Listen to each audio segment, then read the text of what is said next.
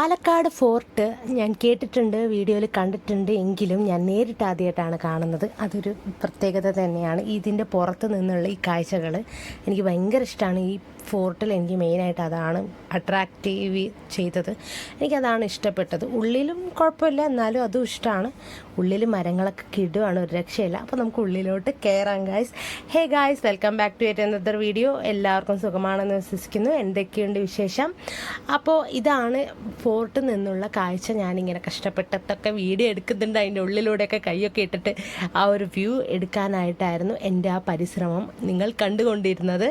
അപ്പോൾ നമ്മൾ അങ്ങനെ അവിടെ നിന്ന് നടന്ന് നീങ്ങി താഴെ ഒരു അമ്പലം ഉണ്ടെന്ന് പറയുന്നുണ്ട്. ആ അമ്പലത്തിലോട്ട് പോകണം.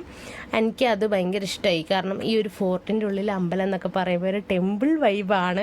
ആ കല്ലുകളും കാര്യങ്ങളൊക്കെ എനിക്ക് ഇങ്ങനത്തെ ടെമ്പിളാണ് മെയിനായിട്ട് ഇഷ്ടം. അവിടെ നിന്ന് നേരെ ഫോർട്ടിൻ്റെ ബാക്കി ഭാഗങ്ങളിലേക്ക് കാണാനായിട്ട് പോവുകയാണ്. അമ്പലങ്ങളൊക്കെ തൊഴുത് കഴിഞ്ഞിട്ട് മരങ്ങളാണ് എനിക്കതാണ് കൂടുതൽ മെയിനായിട്ട് പിന്നെ ഇഷ്ടമായി തുടങ്ങിയത്. പഴയ കുറേ ബിൽഡിങ്സൊക്കെ നിങ്ങൾക്ക് കാണാം, അടുത്തു നിന്നും ദൂരെ നിന്നും ഒക്കെ കാണാം. കാരണം നല്ല ഭംഗിയുണ്ട്. കാരണം പഴയ എന്തൊക്കെയോ സാധനങ്ങൾ അവിടെയുണ്ട്.